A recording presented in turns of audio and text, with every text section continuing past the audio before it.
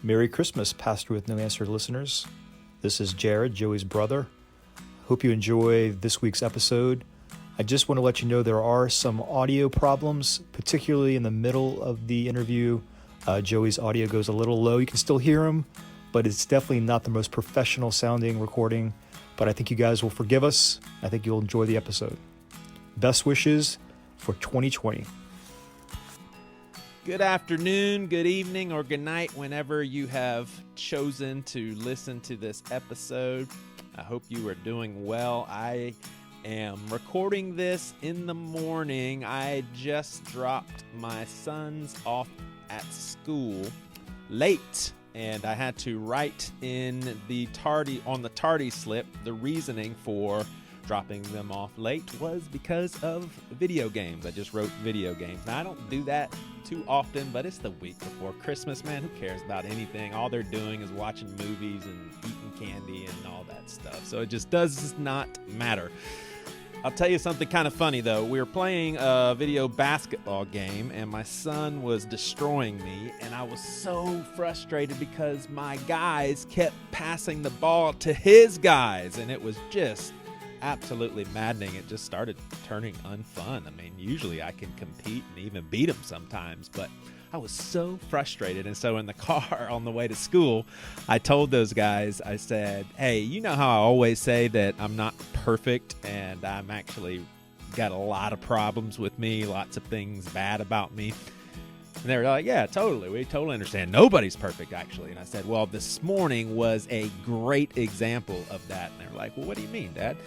I said, because I was whining and complaining and yelling and just super upset about a stupid video game. And they both looked at me and they said, yeah, but you weren't really upset. And I said, yes, I was. And it was dumb, and I don't want to be that way with a dumb video game. But gosh, I just thought it was so funny that they just assumed that I was putting on a show. Well, Merry Christmas to everyone. I hope that you guys are doing well and, I don't know, just enjoying the Christmas spirit. I guess some people don't really have it, and then some people have really good reasons for not having it.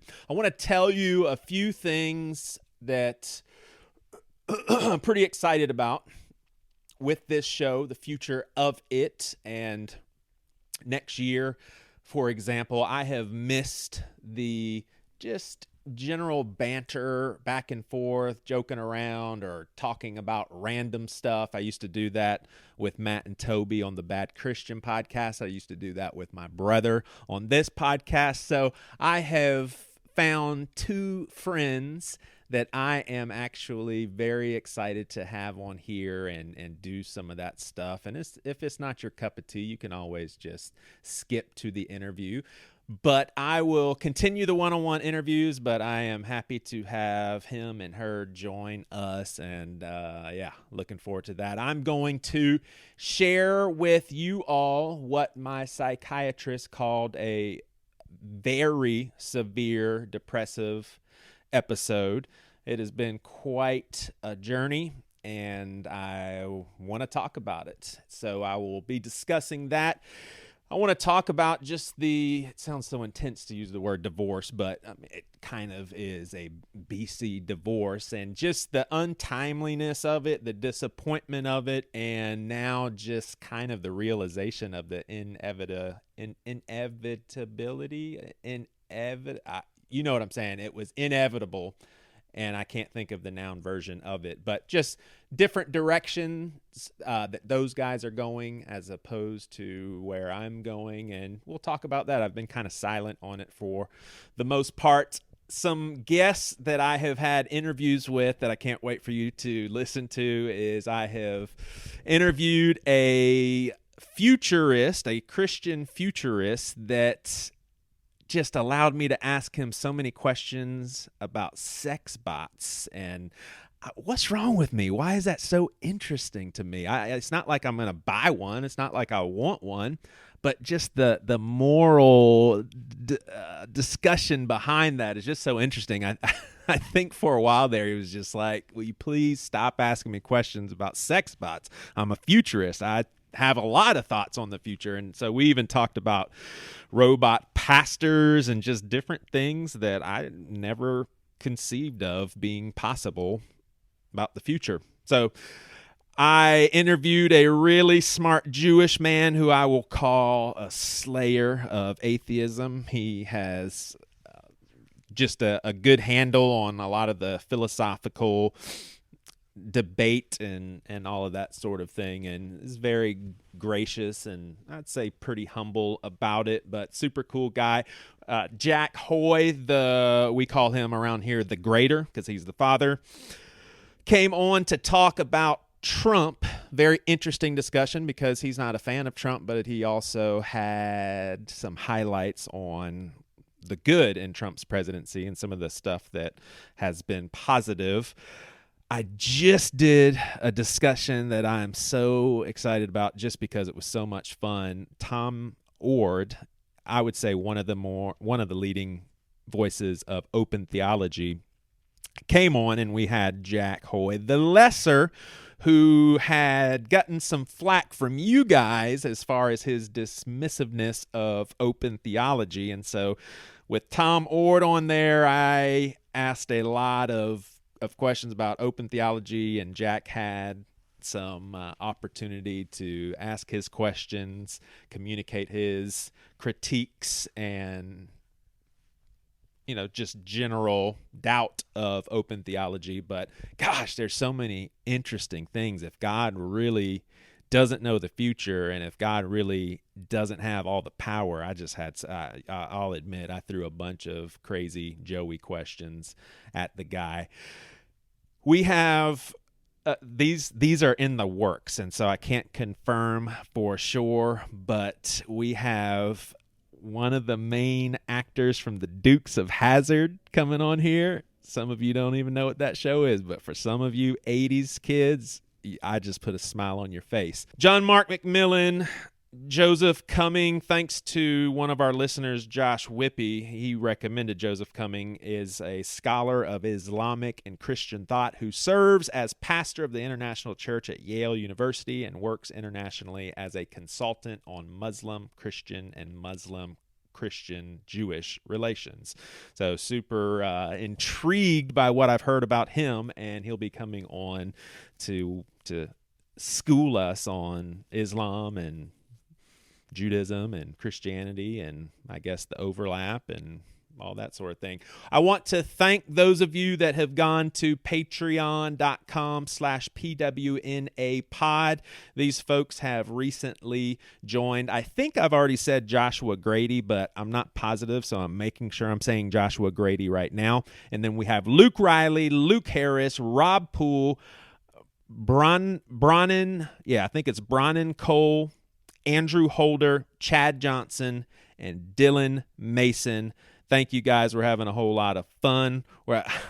I was about to say we're having a gay old time, but then I realized that a lot of you would be like, wow, that was really random. Why did he say that? What did he mean by that? Because I was a school teacher once. I don't know if y'all knew this. And I said something about the Flintstones, and the kids, this is, probably 2000, 2001. The kids looked at me. They were middle schoolers, and they did not know who the Flintstones were. So now those same children are in their 30s. And so I am living in a world where people in their 30s do not know what the Flintstones are. Well, that's why I said we'll have a gay old time, because gay was used back then for happy, and it is part of the Flintstone song, the theme song of that cartoon. Well, anyway, guys, love you all. Merry Christmas. Hope you enjoy the show. You guys take care. So the holidays are here, everyone, and you guys, y'all know I'm a pastor. It's part of the name of the show, and I'll just tell you kind of a pet peeve of mine is during the holidays when, it really is a happy time. I enjoy it. You guys know that I have recently been through a major depressive episode, and this Christmas, it really is profoundly joyous because, this time 3 or 4 months ago, I wasn't sure that I would be able to see life even this way. And, so it's frustrating for me when people don't remember that, because I do know just how joyous Christmas can be and families getting together and all of that. But maybe people at my church see it even as like a broken record, because pretty much every time I talk about how happy the holidays are, I also say, but we also remember for people that it's the most painful season, that they just want to get through it. So I thought that I would do an episode where potentially people out there like me who have never really experienced true deep grief could, our eyes maybe be open to some things that we just don't think about. We just haven't had that opportunity to think about it because we've never gone through it. And then who knows, maybe someone out there who is in the middle of grief could hear something that would be helpful. And I'm not the one to do it because I'm not a professional. I don't have the training. And so that's why I invited someone else. So quick backdrop. I had a wonderful therapist back in the spring. And unfortunately, because of some insurance stuff and, given I have a pretty high deductible and she was out of network, all these details, you don't really care. Anyway, I had to basically find a different therapist, but I have kept in touch with this wonderful woman. And she actually even helped Priscilla through, this past season of that we went through. But anyway, I asked her if she wanted to do this, and she said, I've got a friend who would want to do that. And so we are here with Dinah, and I forgot your last name. Heinrich. Dinah Heinrich. So how long have you been doing therapy? I've been doing therapy about 7 years. 7 years. And what was kind of the thing that led you in that direction? Like, have you always wanted to be a therapist as a kid, or? So my background is actually, I have a social work degree. Yeah. And that's how I was brought to this. I actually grew up in Dallas, and I grew up with foster kids in my family. And so I caught the bug real early on for social work and kind of that passion for that. Yeah. And then ended up at a high school that was focused in service. And so I did a lot of work there. Went to college, continued in that direction, and got out and spent, I can't remember how many years, but many years before I had kids in the social work field. Yeah. That whole time I really knew my calling was to do therapy. However, then I had a family, then we moved here. That doesn't complicate things, does it? Family stuff? Nope. So I actually took a hiatus and I raised my kids. And then later on I went back and finished my master's when we were here, and spent a lot of time working at the hospital, learning the ins and outs there of severe mental illness and learning from some of the greats there. And finally was able to start my own private practice a couple years ago, which was the goal. How many years ago did you say? I've been in private practice 2 years. I was at the hospital for 4 years. Gotcha. Yeah. Gotcha. That's cool. That's cool. Yeah. I actually, as I was going to say participant, but as a patient, I actually spent a week at MUSC, which was for our listeners, that's the local hospital, the psychiatric department. And so it was interesting to see all the different people that are involved in an outfit like that. I mean, from psychiatry to the social worker to the psychologist there's literally people that come in there and do like group building activities. I mean, there's just so many things going on. It's great. Do you have, like, if someone asked, what are your specialties? Are there things that come to mind as far as things that you're really good at or prefer to help people with, or? Well, I do get asked that quite a bit. I would say I kind of started off with a specialty in female issues and have ended up with a huge practice of men. So I think, Really? Honestly, I think it's just been a learning curve for me. Yeah.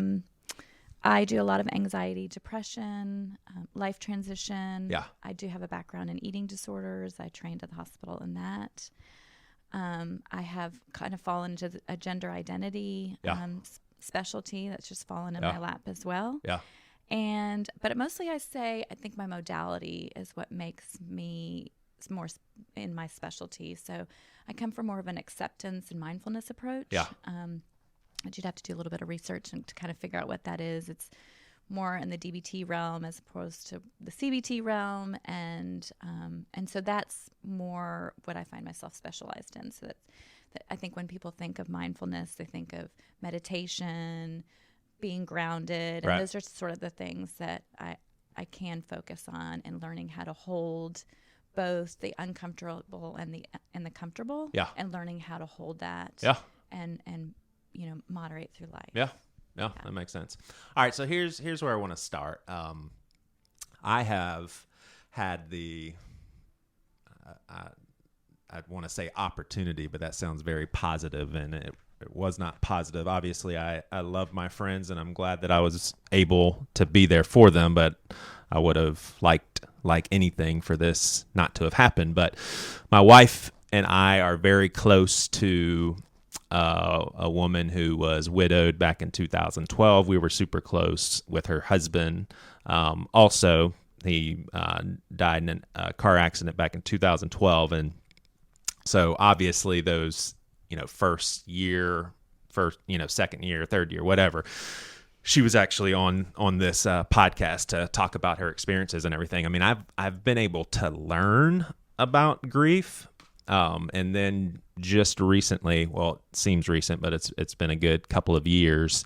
We were friends with a young man who got killed in a motorcycle accident, and given my role and being at the hospital and all that stuff, his parents had to make a 7-hour drive, and so we were there when his parents got there, and we've became really good friends with them and maintained a relationship with them, but then saw what grief looks like for parents. And I mean, so we have seen a lot. And so I would say my wife and I, we've learned a little bit from just experience, but we don't have professional training, and we really hold therapy esteem it very highly. But so what I was thinking is, when someone loses a spouse or loses a child, and we'll in a little while I want to ask what are some other ways that people have deep suffering and grief, but someone comes to you and basically tells you, hey, here's what happened. I mean, where do you even begin? I mean, when someone's in the middle of, and do people ever come to you like within a month of having that sort of tragedy? I mean, I guess my guess would be that most people wouldn't, just because it's just too hard to seek help at that early stages. But I mean, I guess sometimes they do. I mean, I would imagine those are the individuals who are already in therapy, and already kind of, have a relationship with that and an understanding. But back to your other question about when they do come in, I think I do exactly what you would do. I listen. Yeah. Right? Yeah. And I think most importantly is to hear their story to begin with, right? Yeah. And I think that's what you're trying to get at, is trying to help.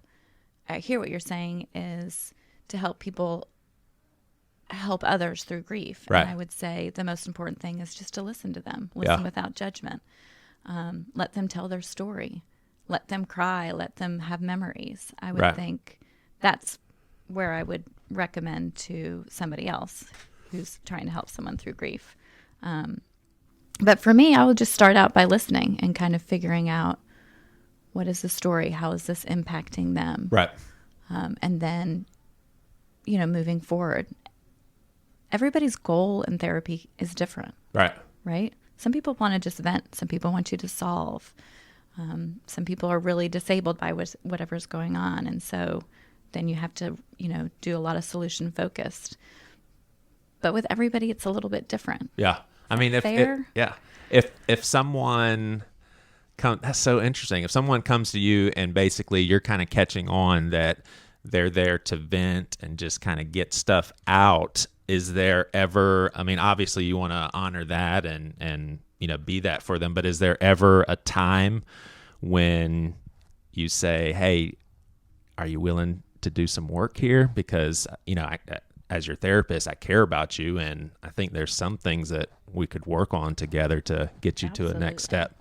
Yeah, absolutely. But I think part of it is building that rapport in the beginning. And so if in the beginning they just want to talk and vent, that's fine. And then I can take some time to observe what I think they might need to work through and how I might think they want to move forward. And then I'll present it to them. Yeah.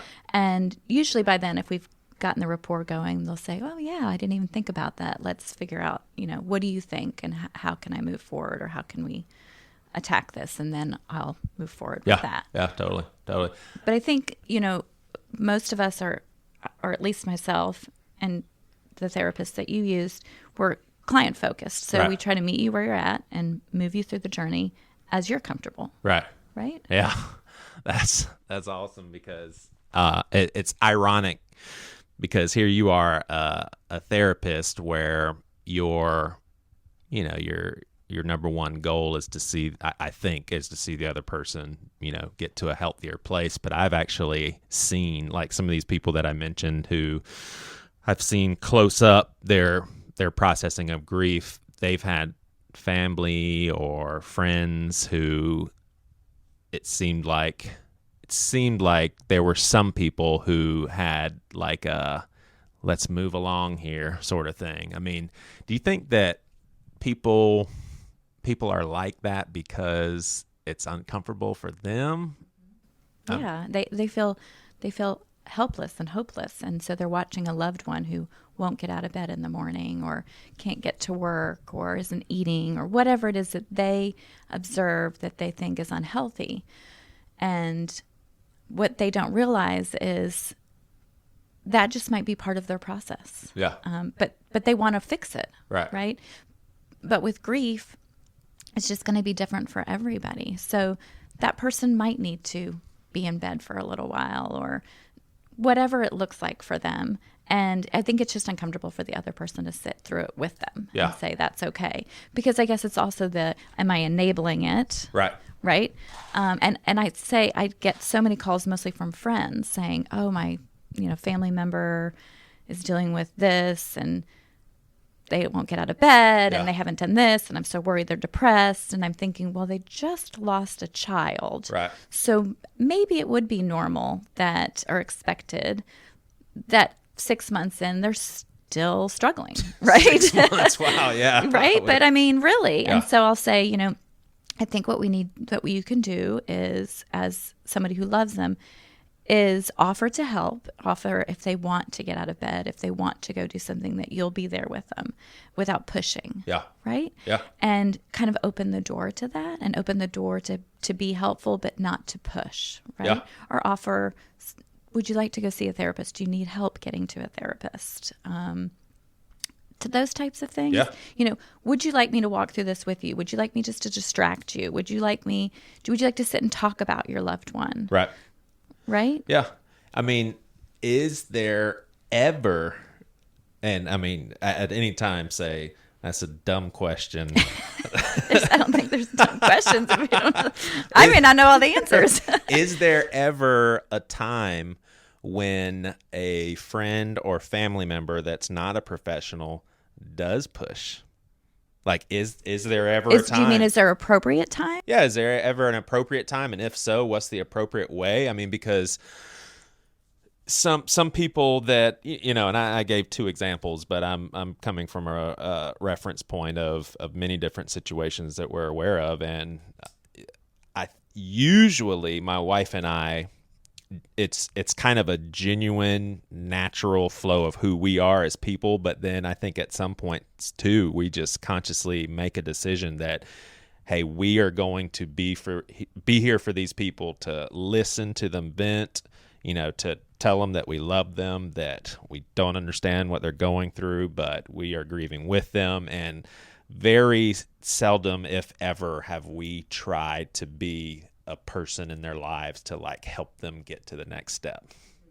But is there a time when someone is enabling someone to continue to be in an unhealthy place where it is time to not move on? I know that's not the terminology of moving on, but getting to a healthier place, or I don't know. Yeah, and I think there was two things that I heard in that. One was, is there a time to push that person out of their if they're stuck. And then the other thing I heard you say was enabling, right? So that might be two different things, right? Yeah.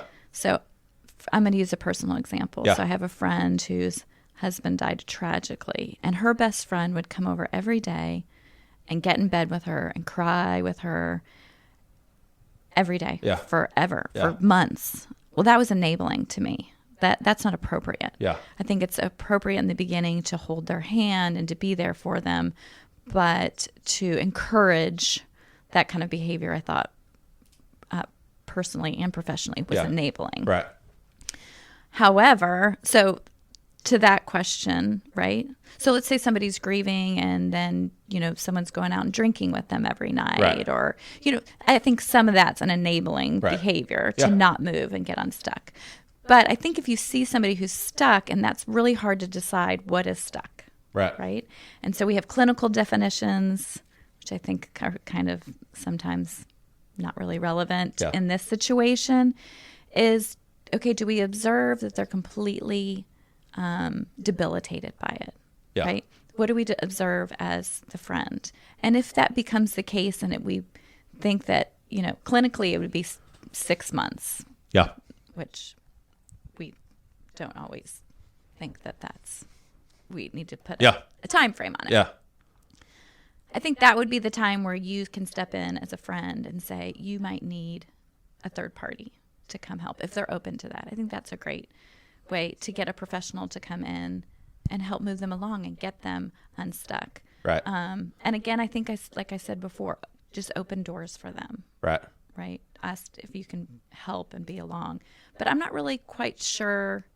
I think with each person, it's individual to how would you push? You don't want to push too much. Right. Right? Right. Does that make Yeah. sense? Yeah, totally.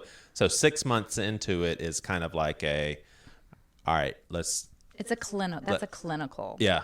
Yeah. So kind of like let's be more intentional here. Like let's have somewhat Right. of Well, clinically, it would be, I believe it's if at 1 month past 6 months, they've been completely debilitated by the grief, then we label it as a mental illness. Yeah.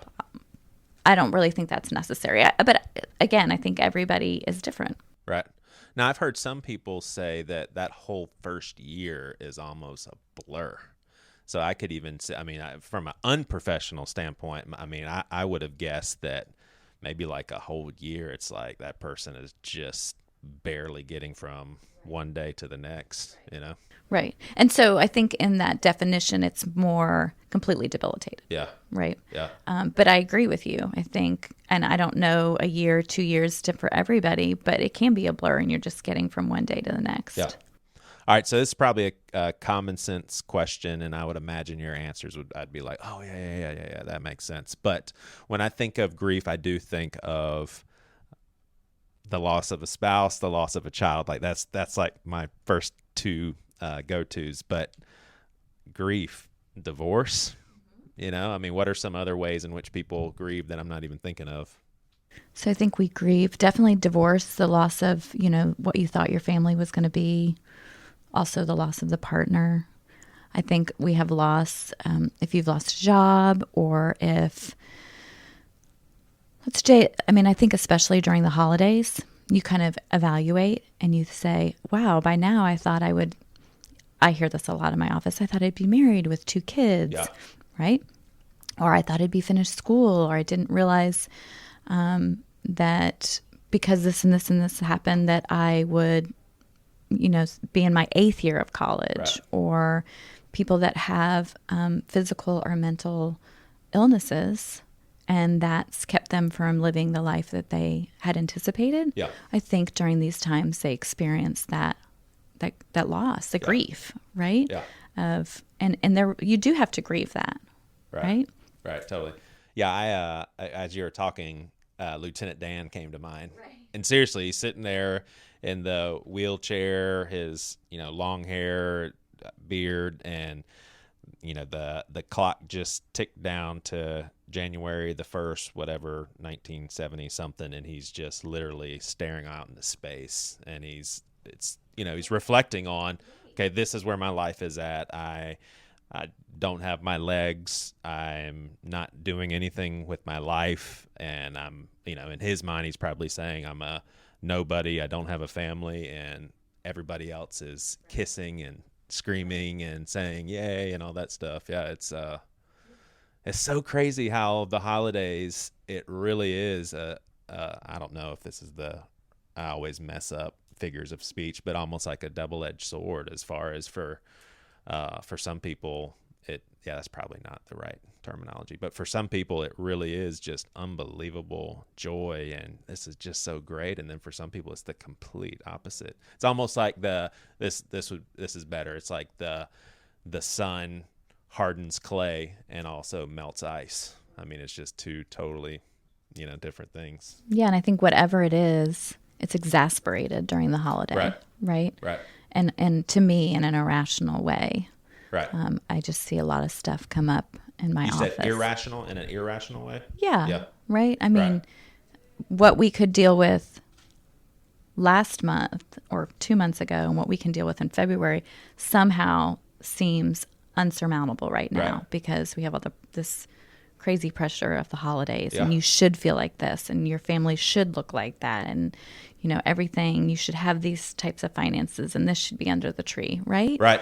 And I mean, what would you recommend for people that are stuck in those thoughts? I mean, just like let yourself off the hook, stop it. Well, I mean, I always say stop the comparison game. Yeah. Right. I just think the comparison game is the devil. Yeah. And, with social media and all that, first That's of all, for me to hear. Sometimes I, just shut it down, like shut that down. Right.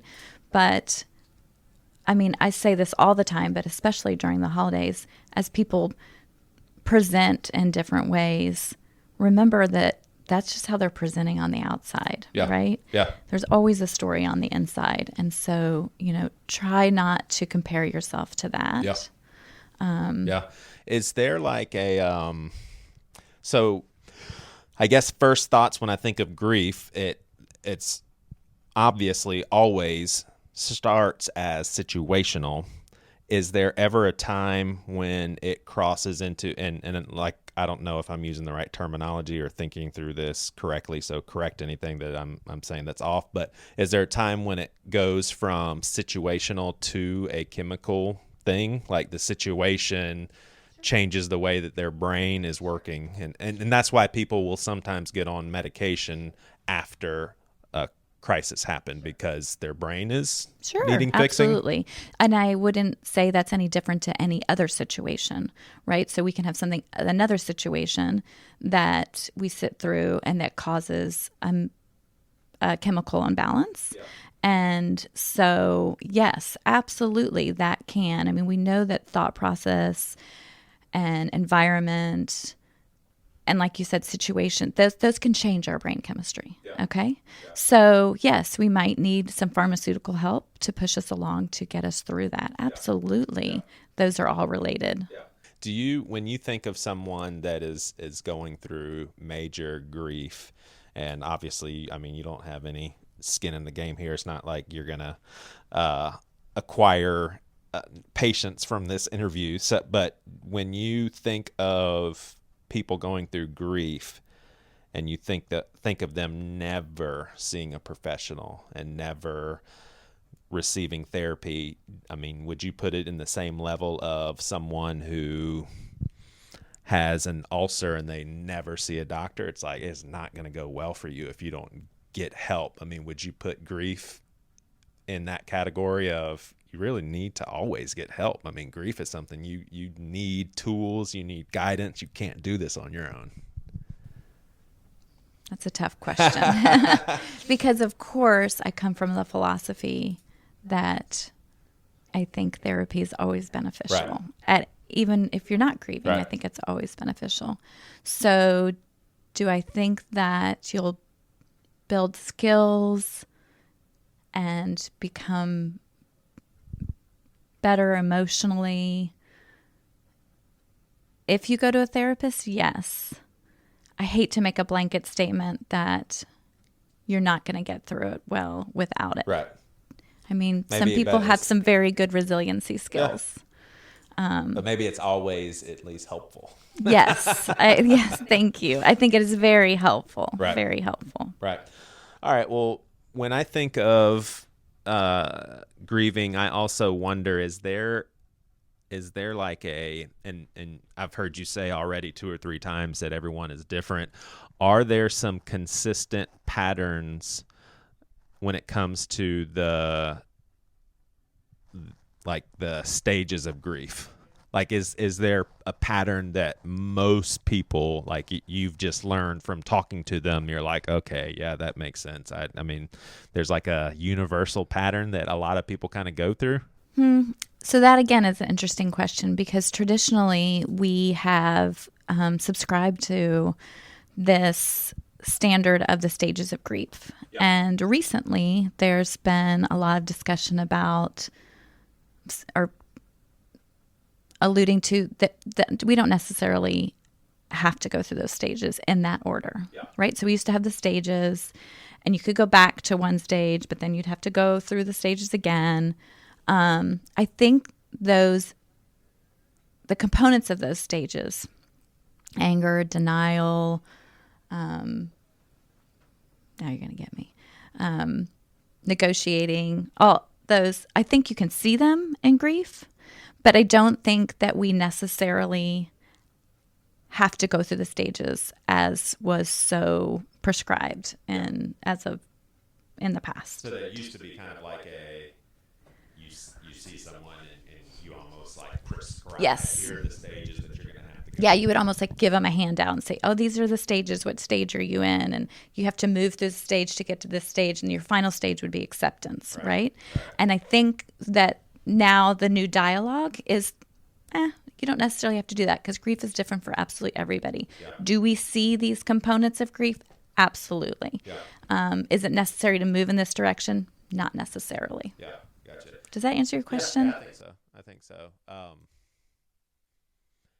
Yeah, and I mean, is it important? What is important for loved ones and friends to realize about the stages? Like, because you mentioned how it can be scary for people. Like, gosh, how long are they going to be this way? Or, those sorts of things. Is there a benefit to understanding that there are stages that, hey, honor the season that they're in right now because they need this? Absolutely. No, I agree with that. Yeah. Because I was talking with another professional about this, and she was saying, I think one of the things people would be most surprised about when they think about grief is that there is actually a lot of anger involved, right? And so I think for the outsider that's not as educated about the stages of grief, when they see that come up in the individual, they might find that to be very odd, right? Or they don't know what to do with that. Yeah. And my recommendation is, it's not uncommon. It's very normal to have a stage where you're angry at that individual, you're angry at what happened, right? Yeah. So to your answer, yes, I think knowing the different stages would be beneficial, right? So for example, also one is like, negotiating, right? So like, what is that? So it's like, if this would happen, then I'll feel so much better about what happened, right? Like if I could get an apology, or if I could know what really happened. Thank you. That sort of thing. Yes. Yeah. Right. Or if I could just move here, then I'll feel all better, right? Then I won't have this feeling anymore. Right. So, and that's really. It's not going to change it. Mm-hmm. You had mentioned, when I asked the different ways that people can grieve, you mentioned even like the loss of a job. And I think like I would have never thought of that. Like, I would see that as something that someone can be very upset about or sad about or stressed about. But I didn't think of grief when it came to that. That's interesting. I mean, does it make sense to you?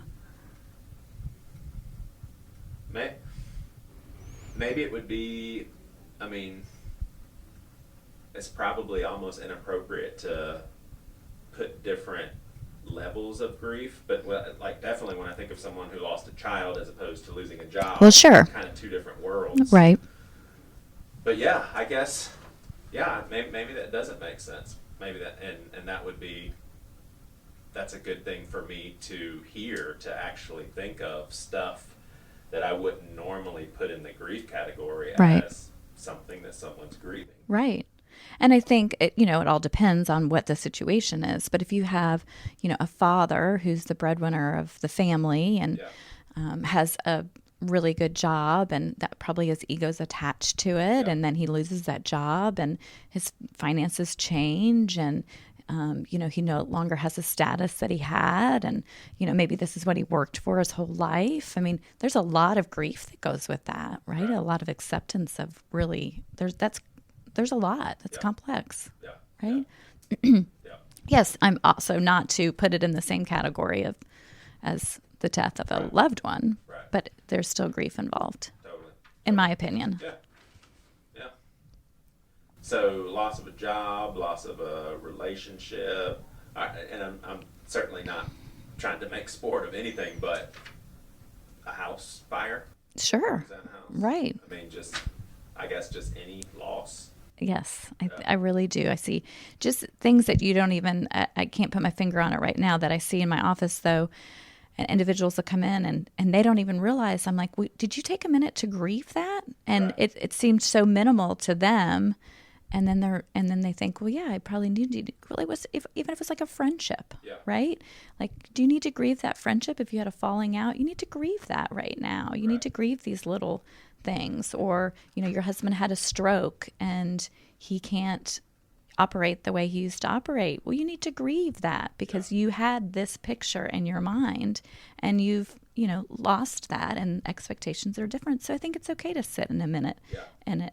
So I like that. That brings up the question for me is, let's say you tell me, Joey, you need to grieve such and such, and I say, I think you're right, but what does that mean?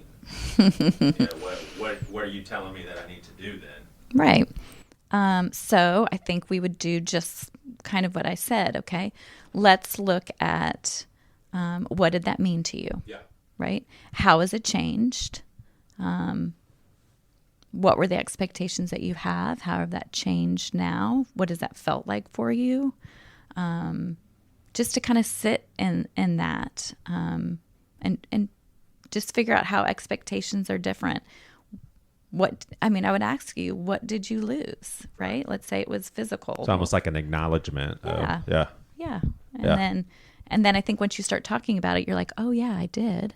Yeah. And oh, that's sad. And I miss it. Or I feel less than, or it might bring up stuff from your childhood. Yeah. I mean, is that one of the most significant things that someone needs to do, is to just acknowledge and accept? I mean, I don't plan on, and I don't see divorce in my future, but if that was something that I was grieving during the holidays, for instance, so accept, acknowledge, and then are there any practical cognitive behavioral therapy things that I could practice or do, or is it literally just accept and just recognize it's going to take some time? I mean, I think accept and recognize it's going to take some time is really helpful.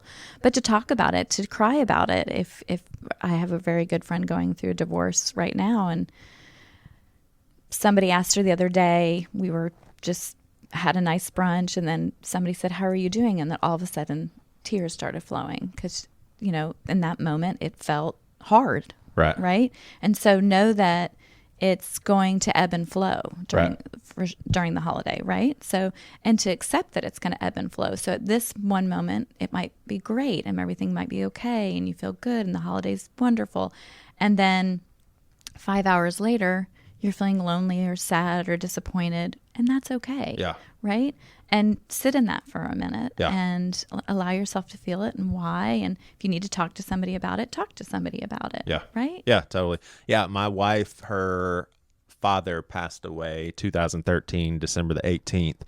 And she is, and hopefully I'm describing this well, but I think that she would say that she's always surprised when December 18th comes, just how much she feels that. And it's almost like, oh, I'm grieving this. I haven't felt like I've grieved all year, but here is the anniversary, and it's just puts her back in that place. Just totally appropriate. Yeah. Totally appropriate. And I think what happens is often when that comes up, instead of sitting in it and acknowledging that it's appropriate, people become overwhelmed and worried that they're going to go back to that whole grieving process, and it becomes almost anxiety type discussion. Right.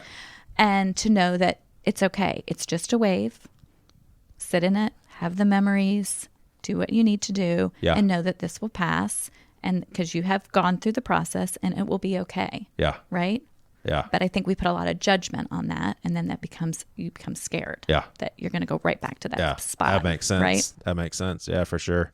I think I could relate to that in a different way. Like if I wake up tomorrow feeling anxious or a little bit sad, I could almost be like, oh gosh, I don't want to go back to a few months ago. Of course. You know? You can totally relate to that. Yeah. Yes. And that's actually what I was trying, when I said having anxiety about anxiety, is that's what I was trying to relate it to. Right. Is that same. Right. You know, people come in Right. with anxiety or depression. As soon as they feel it, they're like, oh my God, I'm going back there. Yeah. You're not going back there. Yeah. Just sit in it for a moment. Let yourself have it. Be okay with it. Right. And then know tomorrow's a new day. Yeah, totally. Right? Totally. Yeah. My wife Priscilla, she has recently kind of undergone some, it seems like, new experiences with anxiety that were compounded when I was going through what I was going through. And now it's something that we can kind of giggle about a little bit, but when something, you know, we're walking through some difficult situational stuff relationally and that sort of thing. And sometimes I'll have a curveball thrown at me that's like really, really tough stuff. And here I am at a much better place. I would say my brain is healthier. I'm not where I was. And so when I respond to that curveball, how any normal person would, like, it, you can see the anxiety increasing in her because she's like, we can't go back there. Like we were in crisis. Like we can't. And so recently I had a curveball thrown at me and she had to go somewhere. And so she's like texting me all these, you know, encouraging things and, you know, blah, blah, blah, do this and that. And I finally had to text her. I said, I think I just need some space right now. And she immediately texted, okay, I understand. And I think now she's probably at a place to where she realizes, okay, Joey is in a different place. Like he's not going to go all the way back there. And some of I need to remember that he's a human being and he's going to have normal anger and sadness and all these sorts of things. Yeah. But I do think, I think what you went through is there was a lot of trauma and it was scary for her. So it would absolutely 100% make sense that when you have a certain response that she kind of goes back to that, almost like a PTSD thing, that she goes back to that initial fear and anxiety. And Yeah, totally. Do you see our society as really making some good, steady, expedited progress with how we view mental illness? Like from a professional standpoint, do you think we're making some large strides, or we're still in a baby stage of really giving it the credit? I don't know what you know where I'm getting at, like really giving an accurate shot at trying to understand it. Well, I think one way we could quantify that would be from this conversation that you were having earlier, is that I think if we were really giving it the notoriety and the benefit that it deserves, insurance would really cover it more and give it. Yeah. So that's a problem right now. I think that's how we can quantify it, right? Yeah. Is that it's not really readily available via insurance. And so is there an importance placed on it in that? And this is my opinion, in that direction? No, there's not. And so that is one way that I don't see a lot of progress. Other ways that I do see a lot of progress, and maybe because I'm in it, is that, people are open to it. There are a lot of thriving practices here in town. There are so many different modalities that we can work with. People are starting to talk about it more. However, they could talk about it more, right? So many people, especially men, come into my office and they just find so much value in what we do, but will not speak about it outside of the practice. Gotcha. Right? Like they don't want people to know they're doing that? Oh my goodness, no, they don't. And so, I always tell them, especially because, women are more open and honest and we talk more. And if you guys would just talk about this more together, you probably wouldn't even need me very much, right? If we'd all just acknowledge that we're going through, that y'all are going through this too, that you really, I could work myself out of a job. Wouldn't that be great? So yeah, there's still a stigma towards it for sure. Is it getting better? Yes. Leaps and bounds? I'm not sure. Yeah, totally. Yeah, that's interesting when I hear you say that, because that is just a general understanding of males that I just do not relate to. Like, because I've just always been such an open book and right. Golly, yeah. I mean, there's literally been times, and I would say even recent with this, last season of struggle, where I would go see my therapist and I was so low that I mean, the deepest part of me felt there is nothing good that's going to come out of this. Like, this is going to be a waste of my hour, a waste of her hour, but at least my wife will have some peace knowing that I went and talked to someone. And literally after that hour, I'm like, I can't believe how helpful that was.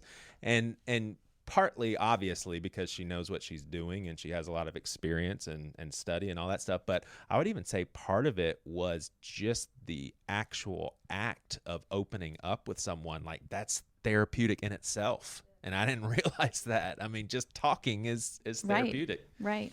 It is. So I have a lot of individuals who come in just to talk. Yeah. Like, we've done a lot of work and now, they feel good, but they still come in at least once a month just to talk. And they'll come in and they say, I don't even know what I'm going to talk about. And I said, well, I bet we'll figure it out. And within the hour, they'll just feel so much better about just having that non-judgmental space. I mean, with those, this is probably somewhat of a comical question, but for those people that you can tell they are just coming in to talk, like, do you ever feel bad? Like, I mean, you could just do this with anybody. No, because, I'll call them out. We'll talk about it. Yeah. And I'll say, I think you've done a lot of work. Do you want to continue? Do you want to try to work on something else? Or is this what you want this to be? And they'll say, no, I really just want this to be a safe space to come and vent. And as long as we've come to that understanding, I think then that's perfectly fine. Right. This will really bother you given your profession and how much, you really care about people. My wife and I became friends with a woman, and basically we got to know more and more of her story. And she basically was married to someone and they were having some really hard problems in their marriage. Well, come to find out, she basically married this guy, I want to say within a year of her previous husband's passing, who she had an unbelievable relationship with. And she actually had some spiritual leaders in her life basically say, like, we're talking at her husband's funeral, like right when it's fresh, God has healed you. Like, you do not have to mourn. You do not have to acknowledge the sadness. Like, you are free from this. And so here she is, like, okay, my spiritual leaders are saying that God is telling them that I'm healed. And so she literally tried to walk in that, like, in her life. Here she has lost a husband that she had a great relationship with, and then she's being told by people that she's done with the grief. I mean, it's just insane. It drives me crazy just to even say that. But, like, that's obviously an extreme example, but is it pretty common just in general, for people to try to, something happens and they're like, okay, I'm just going to try to ignore that and not think about it and just push it Stuff down, it. sort of thing. Yeah, absolutely. Yeah. I mean, I think it just depends on the individual. I think like what you were saying, that's probably not in your nature, right? But other people, that is in their nature. It's what we've learned. That's how they operate. I would argue that eventually it's going to come up in one way, shape, or form. But I think, I don't think with everybody their inclination is to stuff it. I certainly wouldn't, because that's just not how I operate. But absolutely, yes, that would probably be their first inclination, right? To kind of. And what are there any things that you can say, like, scientifically or practically, that's like dangerous stuff that can come out of that? Like if someone does just decide, you know what, I'm not, I guess I'll use these words, like, I'm not going to grieve that. Like, I'm going to go about my life and forget about this whole losing my mom tragically mess sort of thing. I mean, it's obviously detrimental, but like how? Well, I don't know if I can speak to scientifically to it, but I think, stuffing that, it's not going to go away. Okay. So it's going to pop up. And I think when it pops up, then if you're stuffing it, you're going to figure out a way to stuff it, right? Yeah. So it might be numb the grief.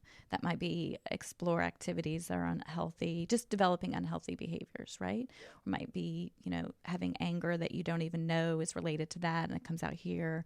It could be, ruining relationships because you haven't processed whatever it is that you feel towards your mom, right? Or the abandonment or fear of being in a relationship, fear of somebody dying, right? I think it's eventually going to present itself some way, shape, or form. Now, I'm going to say not everyone's going to agree with me on that statement. Yeah. I think there are definitely people out there that think that they can stuff it and it's just going to be fine.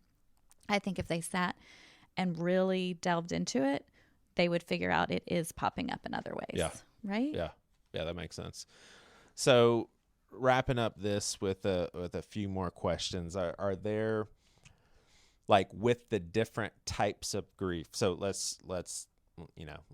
we'll keep it in the extreme realm of losing someone. If someone loses a child as opposed to losing a spouse, does that clue you in on a different direction that you need to go for those two different people? Like, is there a different way of helping people process depending on what they've lost? I mean, because I've heard from people who have lost a child or lost a spouse, and pretty much it sounds like all of them say, like, if they've lost a spouse, they would say it would have been harder to lose a child. And if they lost a child, both parents say we would have preferred for one of us to have gone than to lose our child. I mean, so is there a different tactic or strategy on your part as far as helping people? Well, first of all, I think we don't expect to lose a child, right? Yeah. So I think we always expect that we're going to go before our child, and we would never anticipate having to say goodbye to a child. And I think when it's a spouse, it's a little bit more likely that, we would anticipate losing a spouse. Yeah. Does that make sense? Yeah. So we might be a little bit more mentally prepared for that, right? And I think, so in that sense, it might be easier for them to accept and make forward motion. I don't mean necessarily forget and move on, but to make forward motion, right? And to continue to live their life. And with that might come some other complications, which might be financial or having to take care of the family, things like that they didn't anticipate. But we can kind of, those are things we can check off and work through. But I think with a child, you can't anticipate losing a child. You can never replace that. And so I think that's something that will always be there. Something that grief will ebb and flow for the rest of their lives. There will never be a seat at that table that is not a heavy, empty seat, right? So I think just kind of accepting those two different ways of moving forward, does that make sense? Yeah. Is kind of how I would look at it. And just so much more in like if you lose a child, then you have the relationship with if there's a mom and a dad, then you have to deal with that, and that can be very impactful on the family. Right. And I mean, usually marriages don't last, it's hard, right? Yeah. right? It's very hard. Yeah. So I think that there's probably some more complicated components Right. to the loss of a child. Yeah, it almost seems like, I have 4 kids. It almost seems like if one loses a child, to me, having not experienced that, it seems like the only 2 things that I could hope to get better in is for the pain to be a little less severe as time goes by, and then for me just to acclimate with life more and more, like, going and doing work or talking to people and, Right. and almost like getting better at life and seeing the pain get less and less. But outside of that, like it sounds, yeah, I agree with you. Again, not someone who has been through that, but you don't get over that. I don't think you do. just I don't haven't get been over through it either. Right. But I think from what I know, I don't think you, I mean, at least, and I have friends who've lost children. Right. You don't. Right. You don't get over it. I think what you said was very thoughtful, that you just learn how to do life Right. with this loss in it. Right. Right. Right. There was so when my daughter was on a soccer team, I mean, honestly, the connections don't matter. So I'll just say we heard of a woman who basically had 2 young men in high school. Those were her children. And one day they were both killed in a car accident. They were in the car together. And I thought about that, and I was like, I don't know how you go on with your life. Like I literally, I don't know how someone does that. Like I don't understand how someone even exists anymore, going through something like that. It's just, it's probably a trite thing to say, but wouldn't you agree that you and I literally, there's something about that kind of grief that we just don't understand? No, we don't. I agree. Yeah. I said we can't understand. We can accept what they're going through. We can listen. We can try to be there for them, but we would never understand that. Yeah. What are there things that I'll tell you one that I learned from our friend that was widowed in 2012, but are there things to not say to folks that are grieving and things to not do?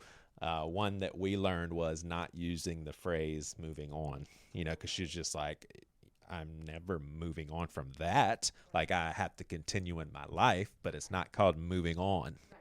I mean, are there other things that people with good intentions say or try to do that it's just like not helpful, man? Like there's more fish in the sea. Oh, You're going to get over that.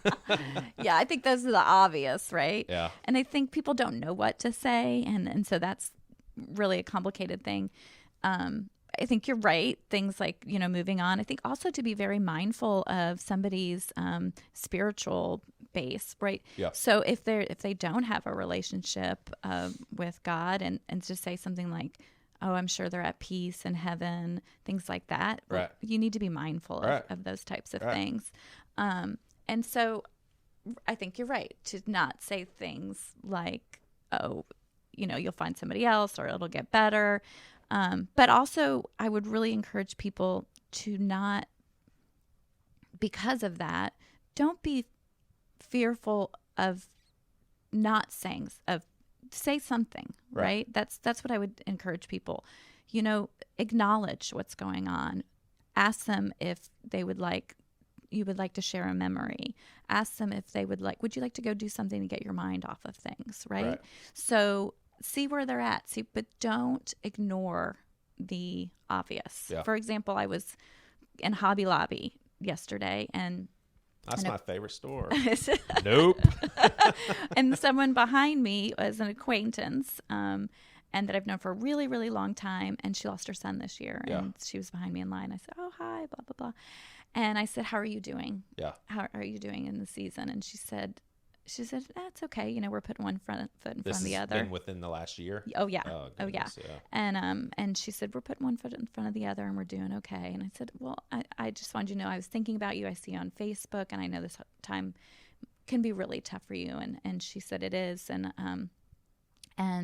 I said, it's interesting. I'm getting ready to go do this podcast. And one of the things that I wanted to emphasize is the importance of recognizing that they're suffering and dealing with this loss during this time. She said, absolutely. She said, this morning somebody sent me something. I won't go into detail to, make it, I don't want to make it identifiable. But she said somebody sent me something on Facebook that reminded her of her son. And she said, it made me so happy. It made me cry. Right. But it made me so happy that they were remembering him and sending it to me. Yeah.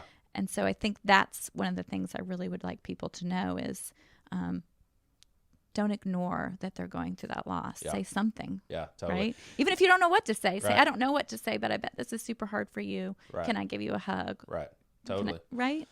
Yeah, I'm not good at a whole lot of stuff, but this seems to be one of those things to where, I wouldn't even describe it as I'm good with grieving people. I would say it at more of it just seems like in those situations, don't try to conjure up like some positivity that you're going to put on that other person, but just acknowledge what you're thinking.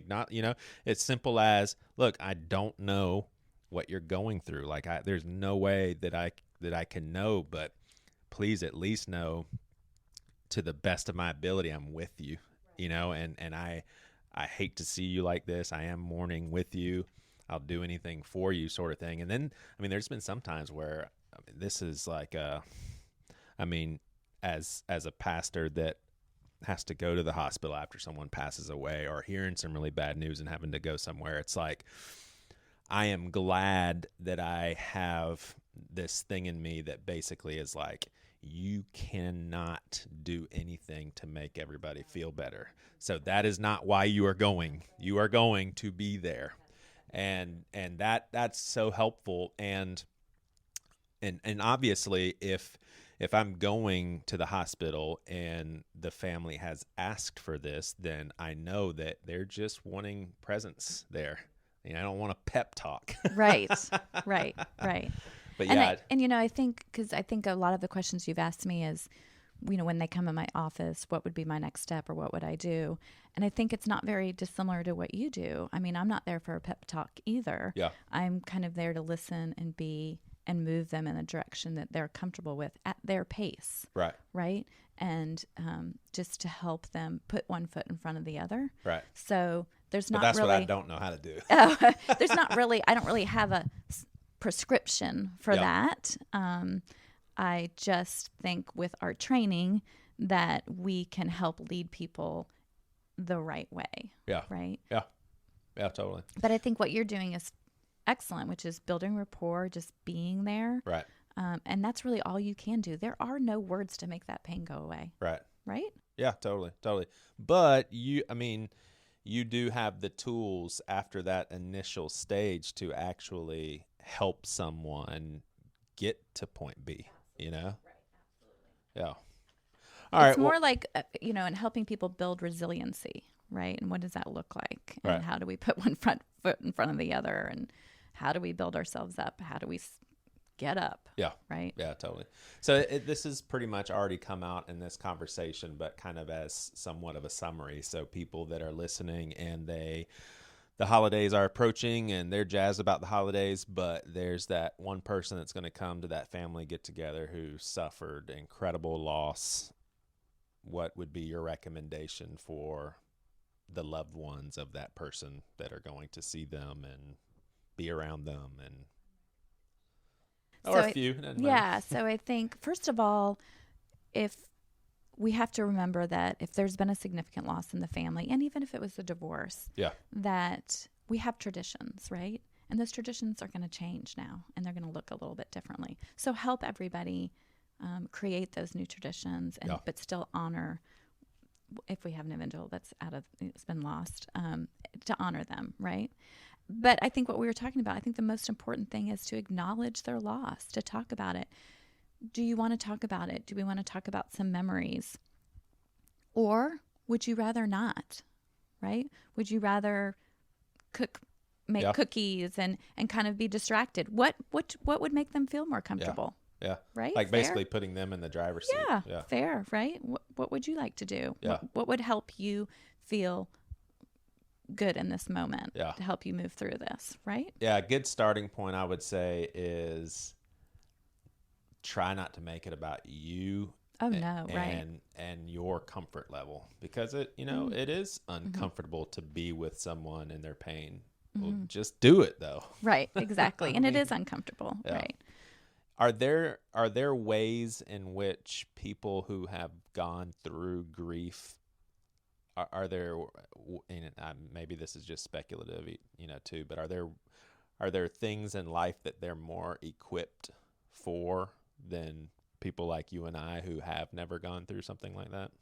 Well, I think with every type of experience, we get tools and we build resiliency, right? So I think some people are naturally resilient and others have to learn resiliency. And I think that, so with the grief, they have really built some resiliency and really have some tools in their toolbox, just as you do from your experience, right? So the next time you go into something that's really tough, I know you've learned stuff from this journey that's going to help you get through that better. And I think with those who have been through grief, that they have really learned tools to get through hard times, right? And to sit in their pain and to feel their emotions, but to build up their resiliency. Yeah.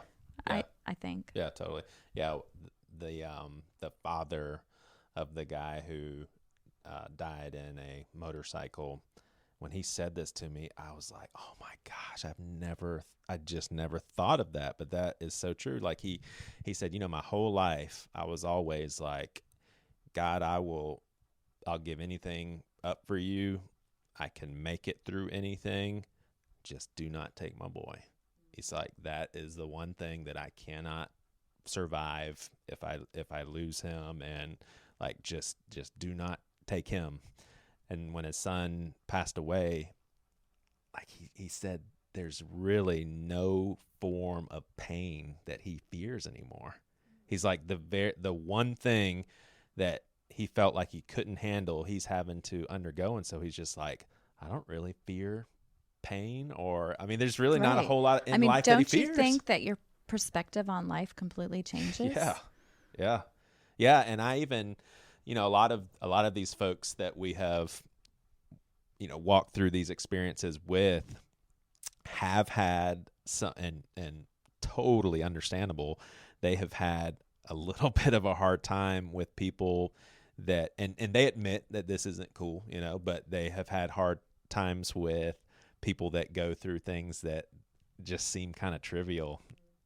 In fact, our friend who we're still good friends with, who lost her husband in 2012, she used to be my administrator, and she literally would have a hard time sometimes when people would want to schedule an appointment with me over just stuff and she literally had to kind of tell herself, okay, this is hard for them, and I could easily say, you've never lost a spouse or you've never gone through something like that. But that I could imagine having gone through something so painful that it would maybe be, I don't know if the right word's annoying or what, just to be like, you don't know what real pain is. Right. I maybe would be a little arrogant about it, like you don't know what pain is like. Right.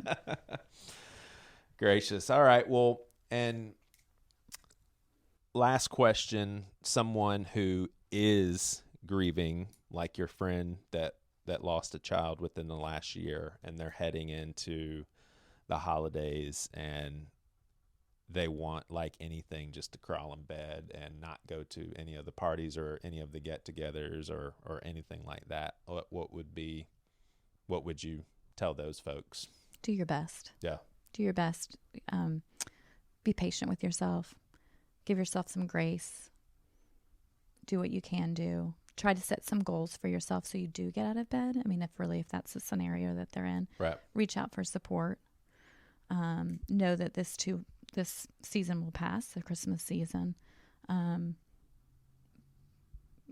that's about what I recommend. I mean, I think just don't put so much judgment on yourself and so much pressure on yourself. Be okay with it. Yeah, totally. And when you say do your best, it's all like, I think some people can hear it as, psych yourself up and do the absolute best, where you're actually saying your best may not be a whole lot. Oh, no, absolutely. Yeah. Right. Yeah. If your best that day is to get in the shower and get dressed and, sit in the living room for an hour with your kid, then that's do your best and be okay with that. Yeah. Awesome. Right. Well, Dinah, thanks. Thank you for having me. It's been a great conversation. Thank you. And hopefully helpful to me. It's been helpful for me. So thank you. Have a good Christmas. All right. You too. Merry Christmas.